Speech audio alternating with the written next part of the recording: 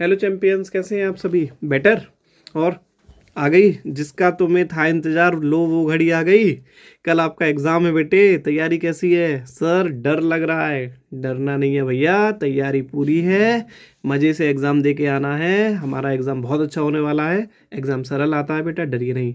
कुछ बच्चे कह रहे हैं कि सर पढ़ तो सब लिया है, लेकिन ऐसा लग रहा है कि सर हम कुछ भूल ना जाए पेपर में। ऐसा कुछ भी नहीं होता है। जैसे जैसे आप के सामने क्वेश्चंस आते जाएंगे, सारी चीज़ें आपको रिकॉल होती चली जाती हैं, इसलिए आप कुछ नहीं भूलेंगे बेटा। ऐसा आप अपने आप पर भरोसा रखिए, ठीक है। और मैं आपके लिए ये वीडियो इसलिए लेकर आया हूँ बेटा कि एक क्वेश्चन और करा दूँ आपको। और उस क्वेश्चन को, क्योंकि वो क्वेश्चन लास्ट ईयर आया था, है ना, और लास्ट ईयर से पहले वो क्वेश्चन कभी आया नहीं, इसलिए वो इंपॉर्टेंट क्वेश्चन है आपके लिए। क्वेश्चन आया था 6 मार्क्स में, और उसमें कोई चॉइस भी नहीं थी, और क्वेश्चन था शेयर का, ठीक है। देखिए 2025 में एक क्वेश्चन आया था, सीधे मैं आपको क्वेश्चन पे ले चलता हूँ, है ना। तैयारी करनी होगी आपको बेटा। 6 मार्क्स का क्वेश्चन, 6 मिनट लेता केवल। देखें जी सर, देखो क्वेश्चन है, following is the extract of balance sheet of Vikalp limited as per the schedule 3 of part 1 of company act 2000, company act as at 31 March 2024 along with the notes to accounts.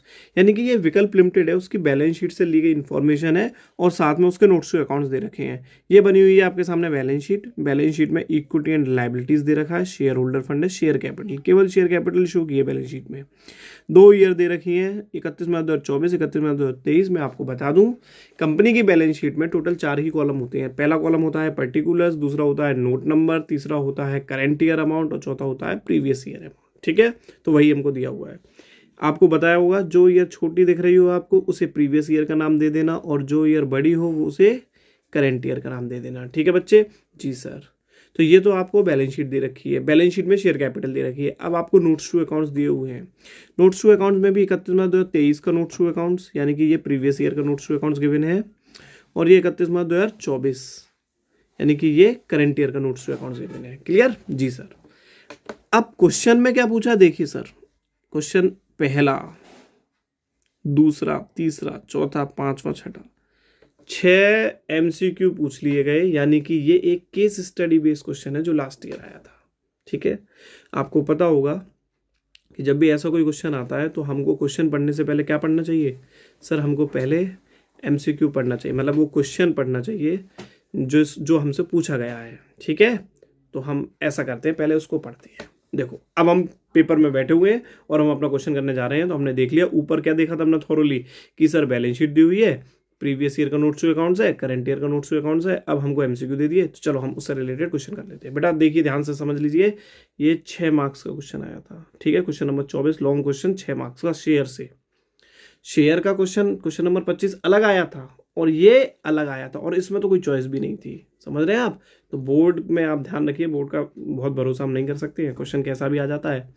ये इस question के इस साल भी chances है, इसलिए मैं आपको करा रहा हूँ। पहला question, total face value of equity shares issued during the year 23-24 was. Question क्या पूछ रहा है? क्वेश्चन पूछ रहा है आपसे कि जो value of equity shares issued है वो ड्यूरिंग द ईयर 23-24 में कितनी है। मतलब 23-24 क्या होता है? 23-24 सर सेशन होता है। सेशन मतलब हमारी ये कौन सी ईयर है सर? ये हमारी ईयर है 31 मार्च 2024, जो स्टार्ट कब हुई होगी? 1 अप्रैल 2023 को, है ना? जी सर। अब 1 अप्रैल 2023 से 31 मार्च तक के बीच में आपने कितने इक्विटी शेयर इशू कर दिए, वो ये पूछ रहे हैं। क्लियर? जी। तो देखो बच्चे, आप आ जाओ अपने क्वेश्चन पे, और आप देखो 31 मार्च 2023 में आपके इश्यूड शेयर पूछ रहे हैं ना, तो इश्यूड शेयर कैपिटल थी कितनी सर? वो थी 50 लाख। 2023 में इक्विटी शेयर कैपिटल कितनी थी सर? वो थी 50 लाख, ठीक है बच्चे? जी सर। अब देखो आप 2024 में आपकी इक्विटी शेयर कैपिटल कितनी हो गई है? तो 2024 में आपकी इशूड इक्विटी शेयर कैपिटल हो गई है बेटा 60 लाख। कितनी हो गई है? इशूड कैपिटल कितनी हो गई है? 60 लाख, ठीक है। ये कब हो गई? 2024 में। 2023 में आपकी कैपिटल थी 50 लाख, जो कि 2024 में बढ़कर हो गई 60 लाख। तो बताओ आपने कितने शेयर इशू, मतलब कितनी शेयर कैपिटल इशू कर दी? आंसर इज, बोलो जल्दी से सर 50 लाख से 60 लाख हो गई, यानी कि 10 लाख से बढ़ गई, तो हमने कितने के शेयर इशू कर दिए होंगे? Answer is 10 lakh. बेटा 1 मिनट लगेगी एक आंसर, ठीक है।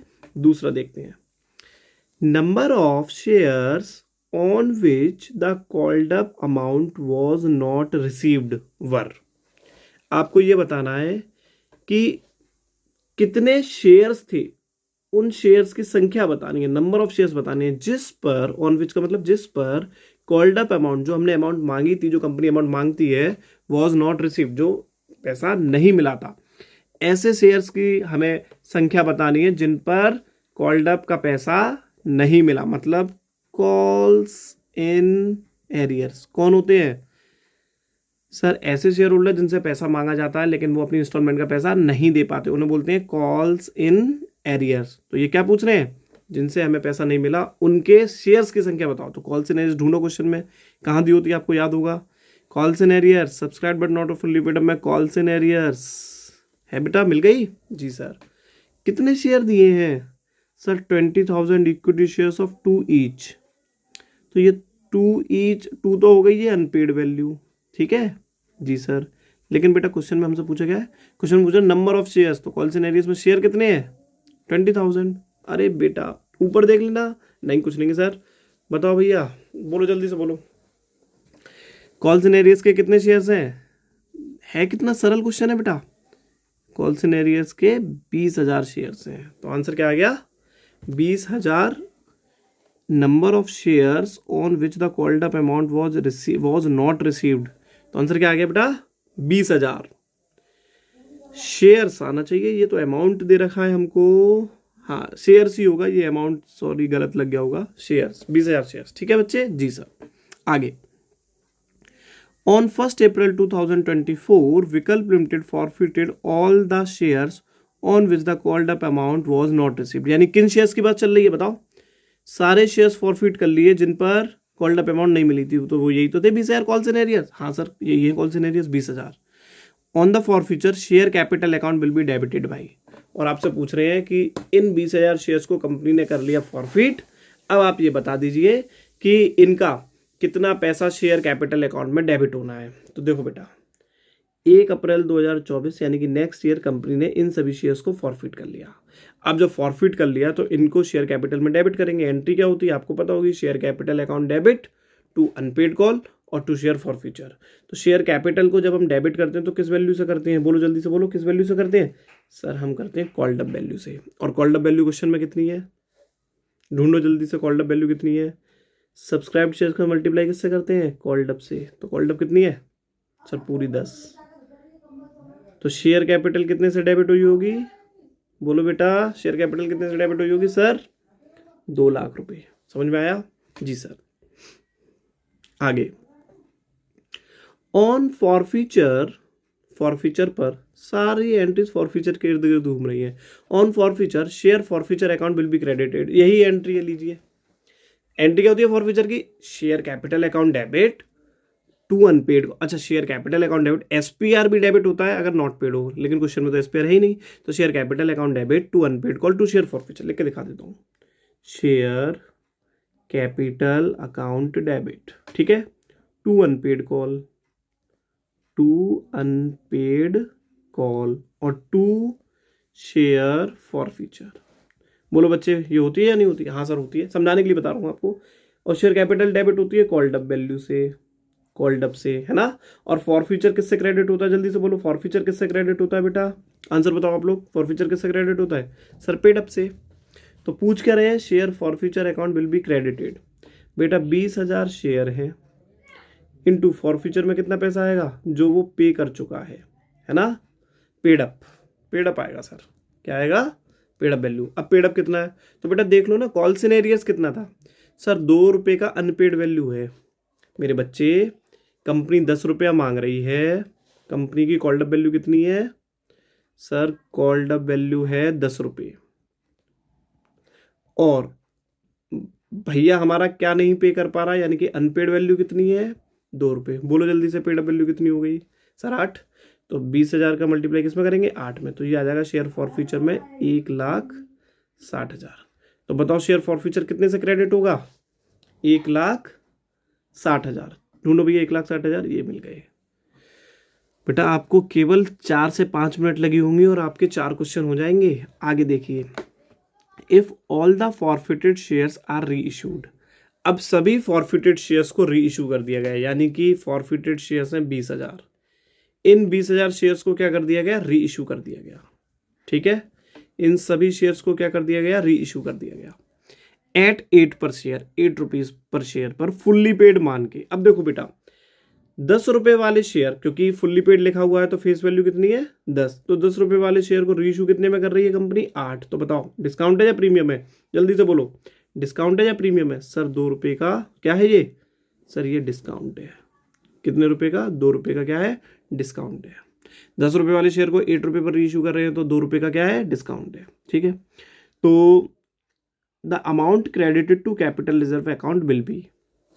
बहुत बार पढ़ लिया सर ये क्वेश्चन कि कितनी अमाउंट कैपिटल रिजर्व में क्रेडिट की जाती है। आपने बताया था क्या कि जब भी कैपिटल रिजर्व की अमाउंट पूछी जाए तो हम क्या करते हैं, हमें हमेशा फॉर फ्यूचर मनी चाहिए होती है। किन शेयर्स की? बोलो मेरे साथ, फॉर फ्यूचर मनी ऑन री इशूड शेयर्स। हमें हमेशा कितने शेयर्स की फॉर फ्यूचर मनी चाहिए होती है? री इशूड शेयर्स की। तो देखिए री इशूड शेयर्स कितने हैं आपके? 20,000 है ना, क्योंकि सारे शेयर्स को री इशू किया गया है। Into for future money, for future में कौन सी मनी आती है? जल्दी से बताओ मुझको। फॉर फ्यूचर में आती है paid up value. Paid up कितनी थी क्वेश्चन में? पेड अप थी सर 8। तो फॉर फ्यूचर मनी में कितने पड़े होंगे? 1,60,000। बोलिए बेटा हाँ या ना? ठीक, और इसमें से लेस कर देते हैं क्या? जितने शेयर्स रीइश्यू किए जाते हैं उतने की फॉर फ्यूचर मनी ले लीजिए, उसमें से लेस कर दीजिए डिस्काउंट अगर हो तो। अगर डिस्काउंट हो तो अभी हमने जाना था 10 रुपए की फेस वैल्यू वाले शेयर को 2 रुपए पर अगर 8 रुपए पर अगर री इशू किया जा रहा है तो डिस्काउंट कितने की हो गई? सर डिस्काउंट हो गई 2 रुपए की। 20,000 शेयर्स इंटू डिस्काउंट कितने की हो गई? डिस्काउंट हो गई 2 रुपए की। तो 2 दूनी 40,000। तो बताओ कैपिटल रिजर्व में कितना जाएगा? सर कैपिटल रिजर्व में जाएगा 1,20,000। बोलो जल्दी से बोलो। ठीक है जी सर, तो आंसर इज 1,20,000। अब लास्ट क्वेश्चन बेटा, 5 से 6 मिनट आपका question. If the forfeited shares are reissued at minimum permissible price. ध्यान से नई कंडीशन डाल रहे हैं, वो क्या कह रहे हैं? इफ द फॉरफिटेड शेयर्स, तो फॉरफिटेड शेयर्स तो सर यही है सारे। हाँ, if the forfeited shares are reissued, इन्हीं फॉरफिटेड शेयर्स को री इशू कर दिया जाए at minimum permissible price. Minimum price की बात आ जाए, री इशूड कर रहे हैं मिनिमम प्राइस, तो यानी कि आपको क्या पता होना चाहिए? सर मैक्सिमम डिस्काउंट कितनी हो सकती है। और डिस्काउंट कैसे पता करेंगे बेटा? डिस्काउंट ऐसे पता करेंगे, जितना फॉर फ्यूचर में पड़ा हुआ है बैलेंस उतने तक की कंपनी डिस्काउंट दे सकती है। ठीक है, आगे क्या पूछा है? The amount credited to capital reserve. अच्छा फिर से कैपिटल रिजर्व पूछिए, लेकिन वो ये कह रहे हैं इस बार कि मिनिमम री इशू प्राइस पर शेयर को री इशू कर दिया जाए। तो फॉरफिटेड शेयर्स जो हैं उनको री इशू प्राइस मान लो भाई, री इशू प्राइस मिनिमम मानना है हमको, है ना। तो मिनिमम कैसे निकालें हम? हमको क्या करना पड़ेगा बेटा? इस पे आ जाते हैं एक बार, है ना। देखो हमारे जो फॉरफिटेड शेयर्स हैं वो कितने? वो हैं 20,000। ठीक है, क्वेश्चन में जो शेयर की फेस वैल्यू वो कितनी है? 10 है। कॉल्ड अप वैल्यू भी 10 है ना जी सर? हाँ। अब कॉल्ड अप में से पेड अप कितना है? पेड अप है सर 8, है ना। अभी हम ऊपर पढ़ के आए पेड अप। जो पेड अप होता है वही तो कहाँ जाता है? जल्दी से बोलो सर। जो पेड अप होता है वो जाता है कहाँ जाता है? वो जाता है फॉर फ्यूचर में। जो पेड अप होता है वही तो जाता है फॉर फ्यूचर में, फॉर फ्यूचर में। ठीक है, पेड अप जाता है फॉर फ्यूचर में। और कंपनी मैक्सिमम डिस्काउंट कहाँ तक दे सकती है? जहां तक फॉर फ्यूचर का बैलेंस पड़ा हो। तो मैक्सिमम डिस्काउंट कंपनी कहाँ तक दे सकती है? मैक्सिमम डिस्काउंट कंपनी दे सकती है up to the balance of forfeiture. तो बताओ इस क्वेश्चन में डिस्काउंट कितनी हो जाएगी? डिस्काउंट हो जाएगी 8। सर क्यों बताया?